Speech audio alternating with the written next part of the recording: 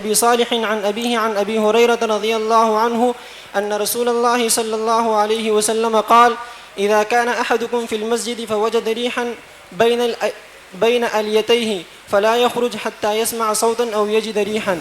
وبه قال حدثنا محمود بن غيلان قال حدثنا عبد الرزاق قال أخبرنا معمر عن همام بن منبه عن أبي هريرة رضي الله عنه عن النبي صلى الله عليه وسلم قال: إن الله لا يقبل صلاة أحدكم إذا أحدث حتى يتوضأ. قال أبو عيسى: هذا حديث حسن صحيح. وفي الباب عن عبد الله بن زيد وعلي بن طلق وعائشة وابن عباس وأبي سعيد رضي الله عنهم. قال أبو عيسى: هذا حديث حسن صحيح، وهو قول العلماء أن لا يجب عليه الوضوء إلا من حدث يسمع صوتا أو يجد ريحا. وقال ابن المبارك: إذا شك في الحدث فإنه لا يجب عليه الوضوء حتى يستيقن استيقانا يقدر أن يحلف عليه. وقال: إذا خرج من قبل المرأة الريح وجب عليها الوضوء، وهو قول الشافعي وإسحاق رحمهم الله. باب ما جاء في بول ما يكل لحمه.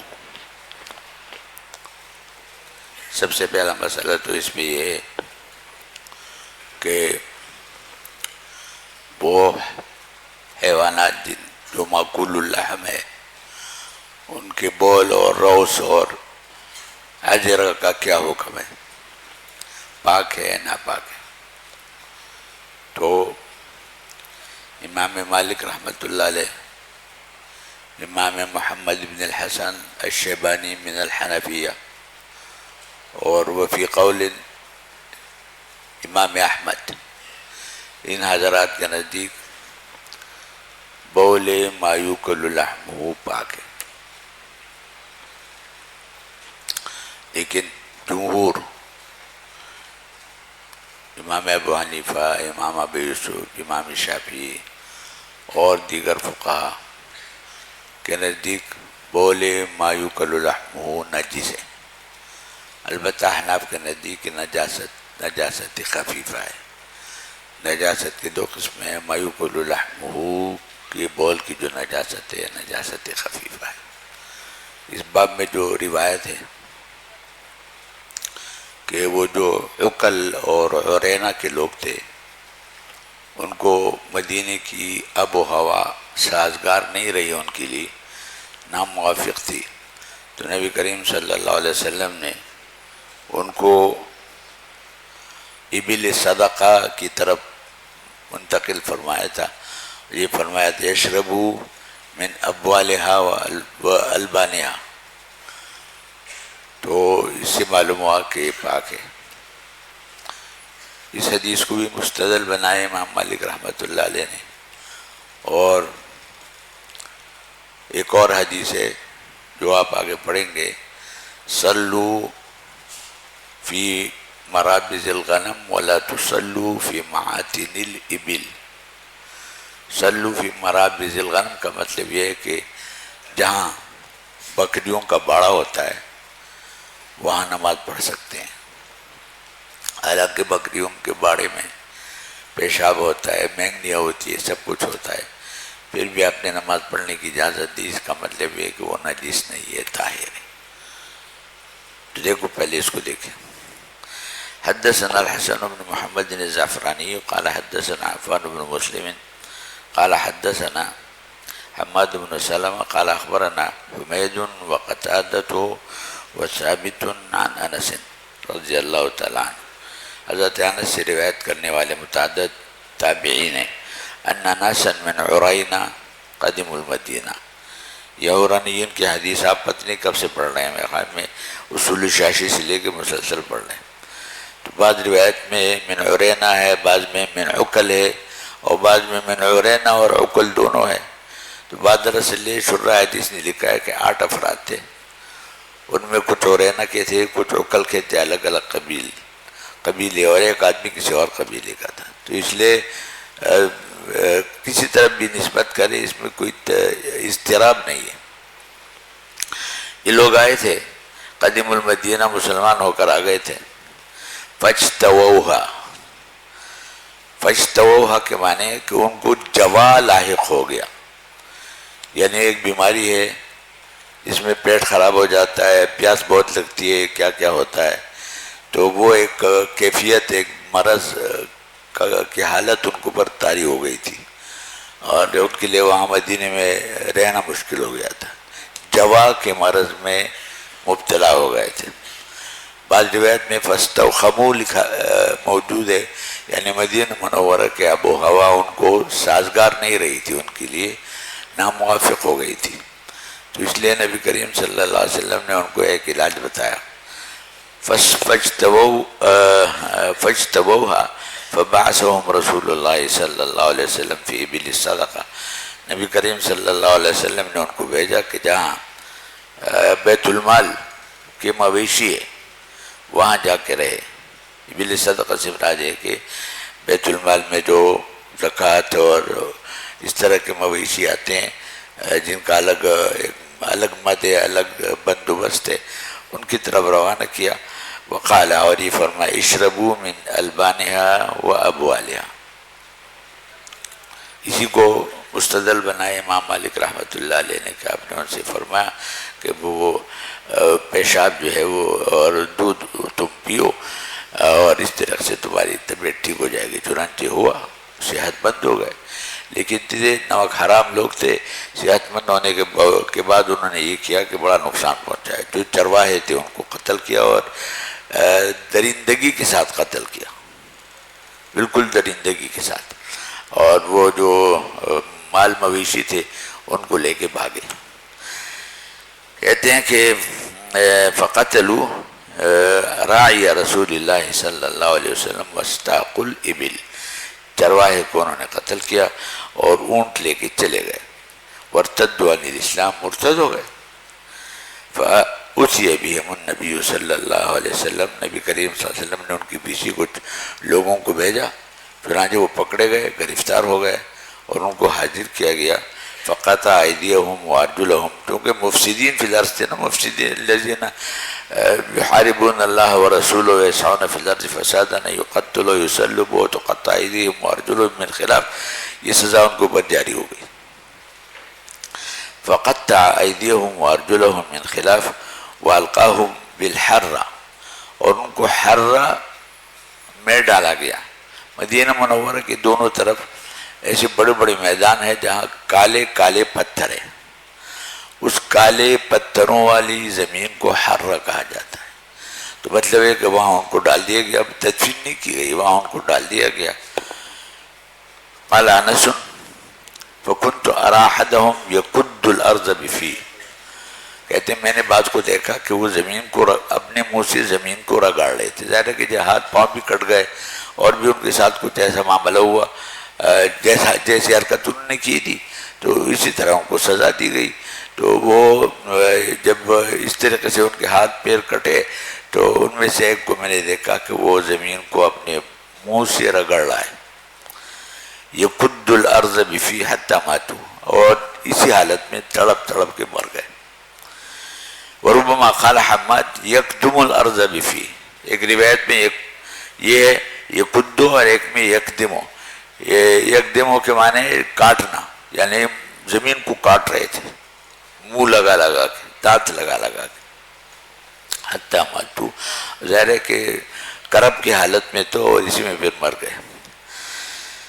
قال ابو عیسیٰ هذا حدیث حسن صحیح وقد روی من غیر وجہ عن انس رضی اللہ تعالیٰ عنہ وقول اکثر اہل العلم قالوا لا باس ببول ما یوکل لحمه.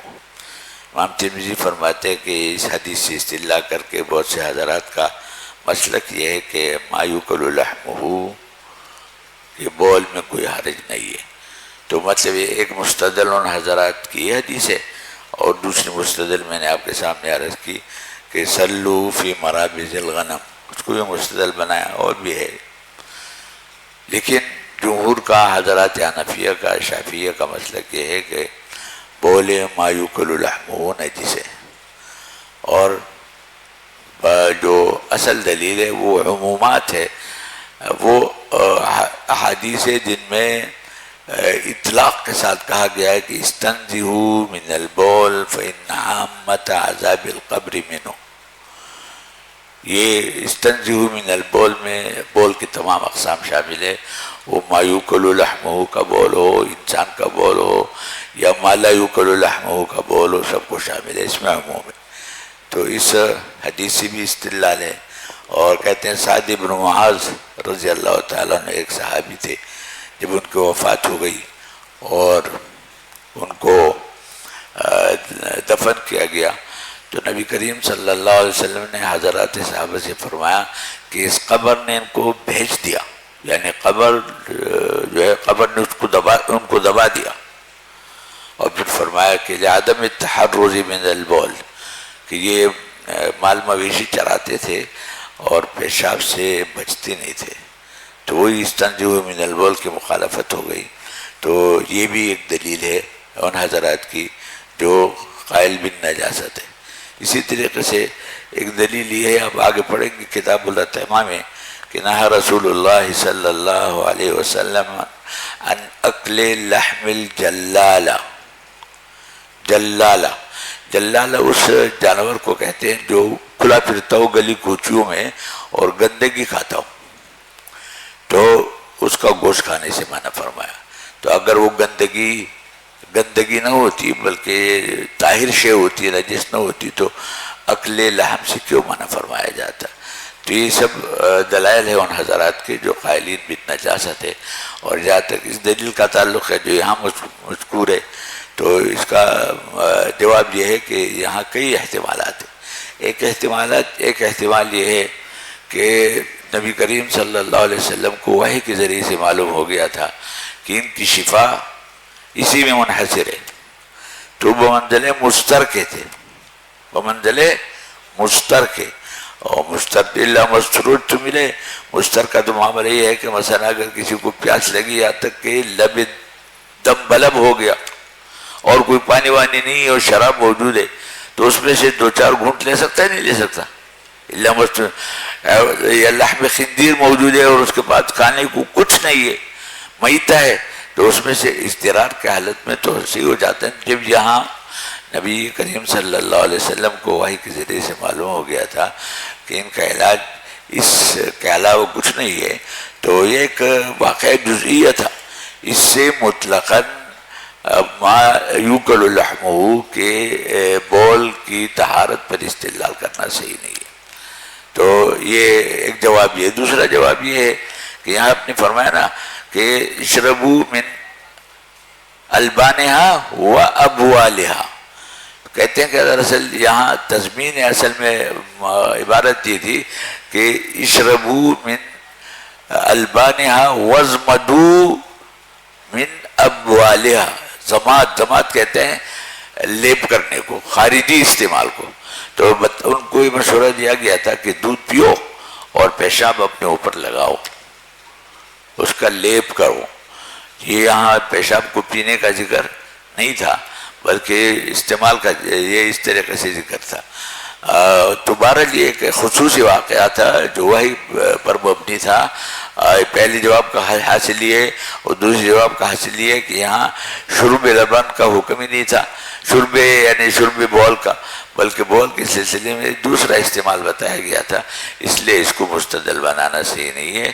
وہ اور بول ما یوکل لحمہ کا ہو یا غیر ما لا یوکل لحمہ کا ہو، وہ سب نجس ہے۔ تو یہ فرمایا کہ وقول اکثر اہل العلم قالوا لا باس ببول ما یوکل لحمہ۔ حدثنا الفضل بن صالح العرج قال حدثنا يحيى بن غيلان قال حدثنا يزيد بن زرعين قال حدثنا سليمان التيمي عن انس بن مالك۔ وہ جو ایک اور ان کا مستدل حدیث تھی کہ صلوا في مرابض الغنم، تو اس کا جواب یہ ہے کہ بات یہ ہے کہ جو آپ نے اجازت دی کہ بکریوں کے بارے میں نماز پڑھو لیکن اونٹوں کے بارے میں نماز نہ پڑھو، حالانکہ اونٹ بھی تو ما یوکل لحمہ کے قبیل سے ہے نا۔ تو یہاں عدم جواز اور جواز کا دار و مدار ما یوکل لحمہ اور ما لا یوکل لحمہ نہیں ہے، بلکہ بات دراصل یہ کہ بکری ایک مسکین جانور ہے، اگر کوئی شخص اس کے بارے میں نماز پڑھے گا تو اس کے لیے کوئی خطرہ نہیں ہے، لیکن اگر اونٹ کے بارے میں نماز پڑھے گا، اونٹ جو ہے نا بڑا کینور جانور ہوتا ہے، بعض خط وہ دشمنی پر اتر آتا ہے اور پھر وہ پیشاب کرتا ہے اونچائی سے اس طرح کپڑے بھی خراب کر دیتا ہے. تو یہاں وجہ یہ کہ اگر اونٹوں کے باڑے میں نماز پڑھیں گے تو تلوث کا بھی اندیشہ ہے اور نقصان کا بھی اندیشہ ہے. اس لیے ہم ممانعات کی وجہ یہاں یکسوئی نہیں ہوگی، خشوع نہیں ہوگا، جبکہ مرابض الغنم میں کسی خطرے کا اندیشہ نہیں. تو یہ فرق ہے. فرق کی وجہ یہ نہیں کہ ایک پاک ہے اور ایک ناپاک ہے. تو یہ دوسرے حدیث بھی اسی طرح کی ہے. حدثنا فضل بن سهل الأعرج قال حدثنا يحيى بن غيلان قال حدثنا يزيد بن زرين قال حدثنا سليمان التيمي عن انس بن مالك قال انما سمل النبي صلى الله عليه وسلم اعينهم لانهم سملوا اعين الرعاة. اس حدیث میں دو مسئلے اور ہیں. ایک مسئلہ یہ ہے کہ تداوی بالمحرم کا کیا ہوگا. میں یعنی اگر کوئی ڈاکٹر، کوئی حکیم کسی کو کوئی خراب چیز جو حرام ہے اس کا مشورہ دے کہ اپنے اس بیماری کے علاج کے لیے اس کو استعمال کرو، جیسے کرتے رہتے ہیں لوگ، تو اس کا کیا ہوگا. میں تو اس پر سب کا اتفاق ہے کہ اگر جان کا خطرہ ہے اور جان کے خطرے کے سد باب کے لیے کسی حرام سے استفادہ کرنا چاہے تو چونکہ وہ اضطراری حالت ہے اس لیے اس کی گنجائش ہے. اگر جان کا خطرہ ہے اور اس بات کی توقع ہے کہ اگر وہ حرام چیز تھوڑی سی کھا لے گا تو جان بچ جائے گی، تو جان بچانے کے لیے، جان کے خطرے کے سد باب کے لیے محرم کا استعمال چونکہ اضطرار کی حالت ہے تو اس کی گنجائش ہے. لیکن مرض کے ازالے کے لیے اس کی گنجائش نہیں. جمہور کا مطلب کہ مرض کے ازالے کے لیے اگر کوئی حرام کا مشورہ دے تو اس کی اجازت نہیں ہے. البتہ جان بچانے کے لیے اضطرار کی حالت میں اس کی اجازت ہے. ایک مسئلہ تو یہ تداوی بالمحرم کا. دوسرا مسئلہ ہے قصاص کا. دیکھو ان لوگوں کے ساتھ کیا معاملہ کیا گیا کہ ہاتھ پیر بھی کاٹے گئے ہیں اور ان کے آنکھوں میں گرم لوہا ڈال کے داغا گیا آنکھوں کو. تو اور انہوں نے بھی یہ حرکت کی تھی. تو اب قصاص کا حکم کیا؟ امام شافعی رحمۃ اللہ علیہ کے نزدیک قصاص بالمثل ہوگا. جس آدمی نے جس طریقے سے کسی کو قتل کیا ہو وہی طریقہ قصاص کے لیے اس کے ساتھ استعمال کیا جائے گا. البتہ دو صورتیں مستثنیٰ ہیں. کسی نے کسی کو آگ میں جلا دیو، پیٹرول چھڑک کے اس کو آگ لگا دیو، تو یہاں قصاص بالاحراق نہیں ہوگا امام شافعی کے مطلب. البتہ اگر اوپر سے گرا دیا ہو، پتھر مار کے رجم کر کے مار دیا ہو تو اس کے ساتھ وہی معاملہ کیا جائے. اور دوسرا قول امام شافعی رحمۃ اللہ علیہ کا یہ بھی ہے کہ اسی طرح اس صورت میں بھی قصاص نہیں لیا جائے گا جبکہ قتل کا ذریعہ کوئی منکر شرعی ہو. جیسے آج کل اخبارات میں خبریں آ رہی ہیں نا، بہت پاکستان کا معاشرہ بہت بگڑ گیا اور یہ ہم لوگوں کی کمزوری ہے کہ ہم لوگ دین کی بات نہیں پہنچا پا رہے ہیں عوام کو. بکثرت روز یہ واقعات پیش آتے ہیں، کسی بچے کو یا بچی کو پکڑ لیا اور لواطت سے یا زنا سے اس کو ختم کر دیا. تو یہاں قتل کرنے کا ذریعہ کیا ہے؟ محرم، منکر. تو اب قصاص کے لیے یہ طریقہ نہیں اختیار کیا جائے. باقی ان دو طریقوں کے علاوہ اگر قاتل نے جس طریقے سے بھی قتل کیا ہو اس کے ساتھ قصاص بالمثل کا معاملہ کیا جائے. جو طریقہ قتل کا اس قاتل نے اختیار کیا ہو تو اس قاتل سے قصاص بھی اسی واردات اور اسی حربے کے ساتھ لیا جائے گا. یہ کس کا مسلک ہے؟ امام شافعی رحمۃ اللہ علیہ. لیکن حضرات حنفیہ کا مسلک متعین ہے. حدیث میں فرمایا لا قواد الا بالسیف. قاتل نے جو بھی طریقہ اختیار کیا ہو قتل کرنے کا تو اس سے قصاص لیا جائے گا تلوار سے. لا قواد الا بالسیف. تو ایک تو تداوی بالمحرم کا مسئلہ ہے، دوسرا قصاص کا مسئلہ ہے. احناف کا مسلک بالکل متعین ہے کہ لا قواد الا بالسیف. چنانچہ امام ترمذی رحمۃ اللہ علیہ بھی فرما رہے ہیں کہ ان لوگوں کا معاملہ جو ہے نا، جن کے ساتھ یہ معاملہ ہوا تھا، یہ ہو سکتا ہے کہ اس وقت تک حدود ابھی تک نازل نہیں ہوئی تھی، تو اس لیے تل کا بھی تل کا معاملہ ہوا، جو حرکت انہیں کی تھی ان کے ساتھ بھی ہوئی، معاملہ دہرایا گیا۔ لیکن بعد میں جب نبی کریم صلی اللہ علیہ وسلم نے ارشاد فرمایا لا قبض الا بالسیف، تب امت کے لیے قانون اور ضابطہ یہی ہے کہ قاتل نے جو بھی حربہ استعمال کیا ہو، گولی ماری ہو، پتھر مار کے ختم کیا ہو، اوپر سے پھینک دیا ہو، سب صورتوں میں قصاص جو ہوگا وہ سیف کے ساتھ ہوگا۔ یہی فرماتے ہیں حدثنا الفضل بن سهل العرج قال حدثنا يحيى بن غيلان قال حدثنا يزيد بن زرين قال حدثنا سليمان التيمي عن انس بن مالك قال انما سمل النبي اعينهم لانهم سملوا اعين الرعاة، کہتے نبی کریم صلی اللہ علیہ وسلم نے ان کی آنکھوں میں گرم سیلائی اس لیے ڈلوائی کہ انہوں نے یہی حرکت وہ بیت المال کے مویشیوں کا جو رکھوالا تھا، یا رکھوالے تھے، ایک نہیں تھا، ایک سے زیادہ تھے رات، ان کے ساتھ چونکہ انہوں نے یہ حربہ استعمال کیا تھا، تو اس لیے سیاستاً تاجیراً، یا ایک اس وقت تک لا قبض الا بالسیف کا حکم نہیں آیا تھا تو وہ طریقہ اختیار کیا گیا، لیکن بعد میں لا قبض الا بالسیف کا طریقہ ہو۔ قال ابو عیسیٰ هذا حدیث حسن، سملہ اور یہ جو اس سے پہلے گزرا ہے لفظ کیا سمارا، دونوں کا مفہوم ایک ہے۔ قال ابو عیسیٰ هذا حدیث غریب لا نعلم احدا ذکرہ غیر هذا الشیخ عن یزید بن زرع وهو معنی قوله والجروح قصاص، والجروح قصاص یعنی بدلہ لیا جائے گا۔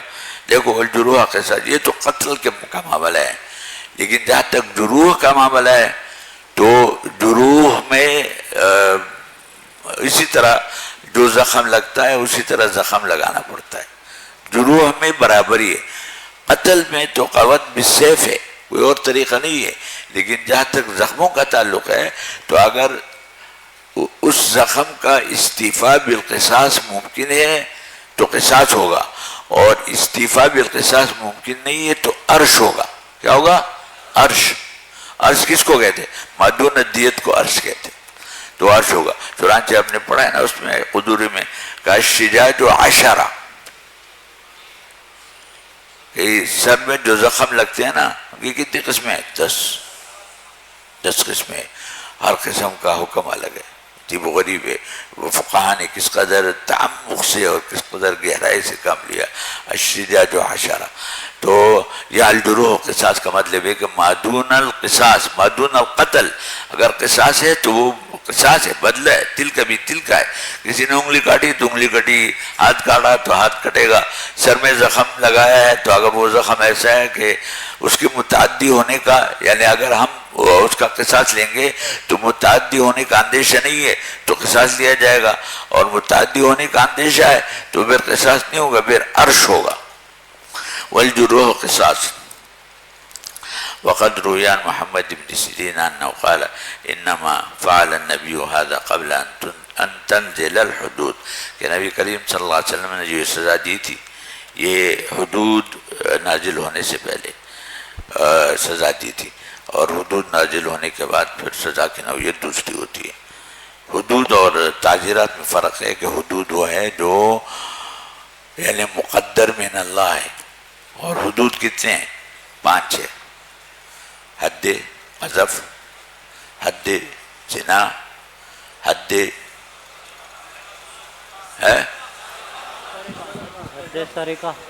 سرقہ، ہاں، اور حد حرابہ، یہ حدود ہے۔ اس میں لا تاخذکم بہما رأفۃ فی دین اللہ، اس میں کسی کو اختیار نہیں ہے، اگر جرم ثابت ہو جائے تو قاضی مکلف ہے کہ وہی سزا جاری کرے، اور اس کے علاوہ جو کچھ ہے وہ تعزیرات ہے، اور تعزیرات کا دائرہ بڑا وسیع ہے۔ اگر تعزیرات کا دائرہ یہاں سے شروع ہوتا ہے کہ اگر کسی کا جرم ثابت ہو جائے اور وہ حد کے درجے کا جرم نہیں ہے تو اس کی نوعیت کے مطابق قاضی اس کو اگر گھور کے دیکھے نا، گھور کے، تو اس کا دم نکل جاتا ہے ایک شریف آدمی کا۔ گھور کے دیکھنا بھی تعزیر ہے۔ آج کل اخبار میں آتا ہے کہ صاحب اس کو سزا دی گئی تا برخاست عدالت، کتنی سزا دی گئی؟ تا برخاست عدالت. یوسف رضا گیلانی تھا نا، یہ پاکستان کے وزیر اعظم، اس کے خلاف کچھ جرم ثابت ہوا تو جو فیصلہ کیا کورٹ نے کہ ان کو سزا دی تا برخاست عدالت، یعنی وہاں کٹہرے میں کھڑا کر دیا، اور 2 منٹ کے بعد عدالت برخاست ہو گئی. تو یعنی کم سے کم وہ بلیک لسٹ ہو گیا، یعنی ریکارڈ پہ آ گیا کہ یہ سزا یافتہ مجرم ہے.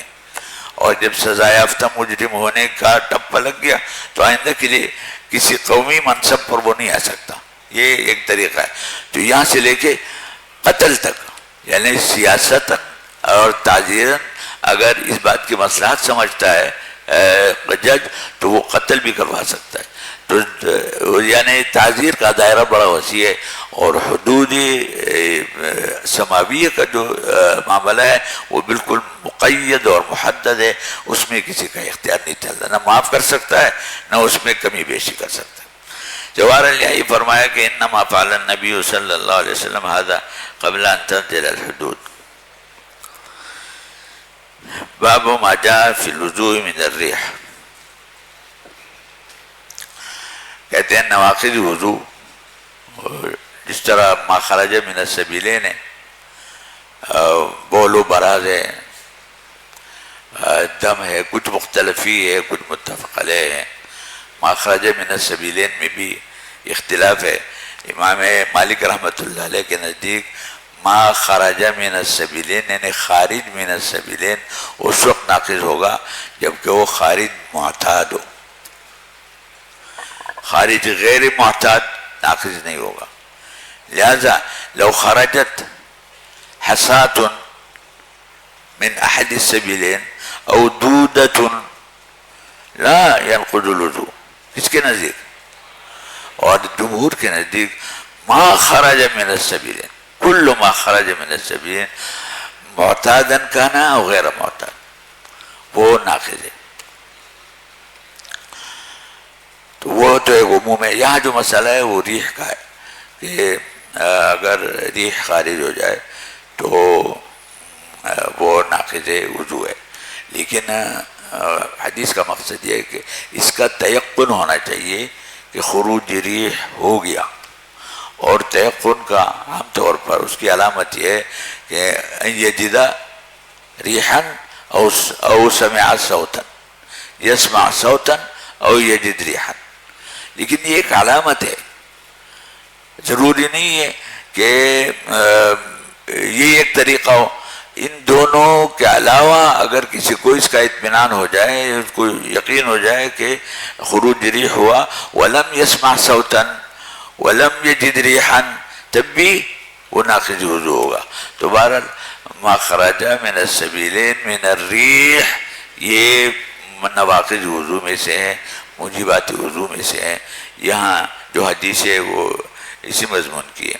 حدثنا قتیبہ وحناد قال حدثنا وکیع عن شعبة عن سہیل بن ابی صالح عن ابی ہریرہ رضی اللہ تعالی عنہ ان رسول اللہ صلی اللہ علیہ وسلم قال لا وضوء الا من صوت او ریح. یہ یعنی تعبیر تو اس انداز کی ہے، لیکن اس پر سب کا اتفاق ہے کہ یہ ایک عمومی علامت ہے. لیکن اس کا بھی امکان ہے بکثرت کہ نہ صوت اور نہ ریح ہو، لیکن پھر بھی مبتلا بھی کو اندازہ ہو جائے کہ خروج ریح ہو گیا ہے، تو ظاہر ہے کہ اس کو اپنے آپ کو پھر متوضی نہیں سمجھنا چاہیے بلکہ محدث سمجھنا چاہیے اپنے آپ کو. قال ابو عیسیٰ ھذا حدیث حسن صحیح. قال حدثنا قتيبة قال حدثنا عبد العزيز بن محمد عن سهيل بن ابي صالح عن ابي هريرة رضي الله تعالى عنه ان رسول الله صلى الله عليه وسلم قال اذا كان احدكم في المسجد، کوئی شخص مسجد میں بیٹھا ہوا ہے، فوجد ريحا بين اليتيه، اور اس نے اپنے اسفل بدن میں ریح محسوس کی، فلا يخرج حتی اسمع صوتا او یجد ریحا. تو بعض اوقات دیکھو صرف احساس ہوتا ہے، یقین نہیں ہوتا، صرف ایک توہم ہوتا ہے. تو وہم کی بنا پر اپنے آپ کو محدث نہ سمجھے جب تک کہ اس کو یقین نہ ہو خروج ریح کا. اور یقین کی عام طور پر جو علامت ہے وہ یہی ہے کہ یجد ریحا یا اسمع صوت. ابھی قال حدثنا محمود بن غیلان قال حدثنا عبد الرزاق قال اخبرنا معمر عن حمام بن منبه عن ابي هريره رضي الله تعالى عنه عن النبي صلى الله عليه وسلم قال ان الله لا يقبل صلاة احدكم اذا احدث حتى يتوضا. کہ اگر کوئی شخص جو ہے اس کو حدث لاحق ہو جائے، محدث ہو گیا، تو اب محدث ہونے کے بعد اس کی نماز بیکار ہے. وہ نماز کے لیے تو طہارت شرط ہے. جب محدث ہو گیا اور طہارت نہیں رہی تو وہ نماز کس کام کی؟ وہ نماز مقبول نہیں ہے. ان اللہ لا يقبل صلاة احدكم اذا احدث حتى يتوضا. قال ابو عيسى هذا حديث حسن صحيح. وفي الباب عن عبد الله بن زيد وعلي بن طلق وعائشة وابن عباس وابي سعيد رضي الله تعالى عنهم. قال ابو عيسى هذا حديث حسن صحيح. وقول العلماء جمہور کا مسلک یہی ہے اللہ يجب عليه الوضوء الا من حدث يسمع صوتا او يجد ريحا، کہ اس پر وضو اس وقت واجب ہے جب اس کو خروج ریح کا یقین ہو جائے، اور یقین ہونے کی دو علامتیں ہیں. لیکن میں نے بتایا یہ عام طور پر دو علامتیں ہیں، لیکن اس کے علاوہ ایسا بھی ہو سکتا ہے کہ دونوں میں سے کوئی علامت نہیں لیکن اس کو یقین ہے. اور یقین ہونے کا کیا مطلب ہوتا ہے؟ شک اور یقین میں کیا فرق ہے؟ یعنی ایک شخص پہلے سے باوضو ہے نا، اور اب اس کو شک ہوا اس کا کہ میرا وضو نہیں رہا، تو اگر وہ قسم کھا سکتا ہے کہ میرا وضو نہیں رہا تو اس کو یقین کہیں گے. اور قسم نہیں کھا سکتا اس لیے کہ پہلے سے اس کو یقین ہے، تو ایسے میں یقین نہیں ہوگا، وہ شک ہو. الیقین لا یزول الا بمثلہ، الیقین لا یزول بالشک. پہلے سے اگر باوضو ہونے کا یقین ہے اور وہاں شک پیدا ہوا تو شک کی وجہ سے اپنے آپ کو محدث نہ سمجھے. اور یقین اور شک میں جو فرق ہے وہ یہی ہے کہ یقین پر آدمی قسم کھا سکتا ہے اور شک پر قسم نہیں کھا سکتا. تو اس لیے اگر وہ قسم نہیں کھا سکتا کہ میرا وضو ٹوٹ گیا تو اس کا مطلب یہ کہ وضو کے برقرار ہونے کا یقین ہے. تو اس لیے بلا وجہ اپنے آپ کو وہم میں نہ ڈالے، اور وہ محدث نہیں ہے، وہ نماز اپنی جاری رکھ سکتا ہے. وفي الباب عن عبد الله بن زيد وعلي بن طلق وعائشة وابن عباس وابي سعيد رضي الله عنه. قال ابو عيسى هذا حديث حسن صحيح. وقول العلماء الا يجب عليه الوضوء الا من حدث يسمع صوتا او يجد ريحا. وقال ابن المبارك اذا شك في الحدث. یہ کوئی وہی بات ہے جو ابھی میں عرض کر رہا تھا. عبداللہ ابن مبارک کا فرمان ہے کہ حدث میں شک لاحق ہوا. کیا؟ یعنی پہلے سے باوضو ہونے کا یقین تھا، اب اس کو شک ہوا، تو مس شک کی وجہ سے اپنے آپ کو محدث نہ سمجھے. اذا شک فی الحدث فانه لا يجب عليه الوضوء حتى يستيقن استيقانا يقدر ان يحلف عليه. جب تک اس درجے کا یقین نہ ہو کہ وہ قسم کھا سکتا ہے. پہلے سے باوضو تھا، اب شک ہوا کہ شاید میرا وضو نہیں رہا، تو وہ اگر قسم کھا سکتا، میں قسم کھاتا ہوں کہ میرا وضو نہیں رہا، تو شک نہیں، یقین ہے. پھر ٹھیک ہے، الیقین یزول بالیقین، لیکن الیقین لا یزول بالشک. حتی استیقن استیقانا یقدر ان یحلف علیہ، کہ اس درجے کا یقین ہے کہ وہ اس کو اوپر قسم کھا سکتا ہے.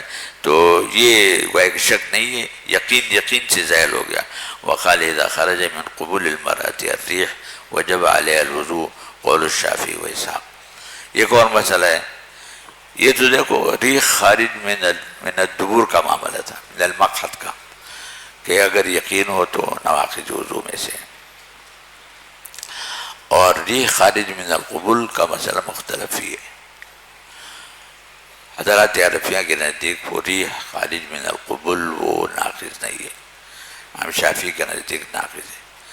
حضرات حنفیہ کا کہنا یہ ہے کہ وہ جو ریح خارج من القبول ہوتی ہے وہ دراصل خروج ریح نہیں ہوتا، بلکہ اندرونی طور پر نظام میں ایک اختلاط پیدا ہو جاتا ہے عضلات میں، اور اس تاثر یہ بنتا ہے کہ خروج ریح ہے، حالانکہ وہ عضلات کا کچھ تخلخل ہوتا ہے، عضلات کا آپس میں کچھ انبساط ہوتا ہے، تو اس سے تاثر ملتا ہے کہ خروجی ری ہے، ورنہ وہ ری خارج ہوتی نہیں ہے، تو اس لیے وہ ناقص نہیں ہے۔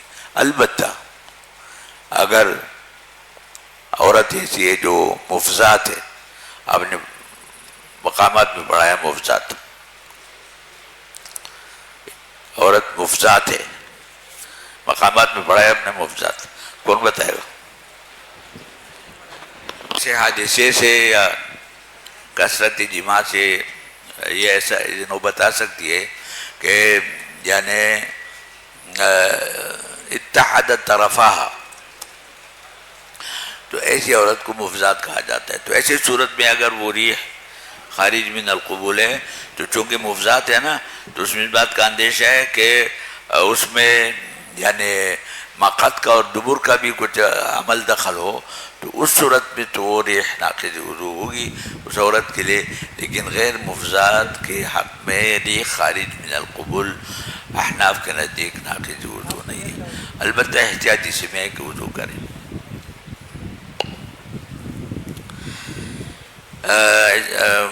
وقال اذا خرج من قبول المرأة الريح وجب عليها الوضوء وقول الشافعي وإسحاق۔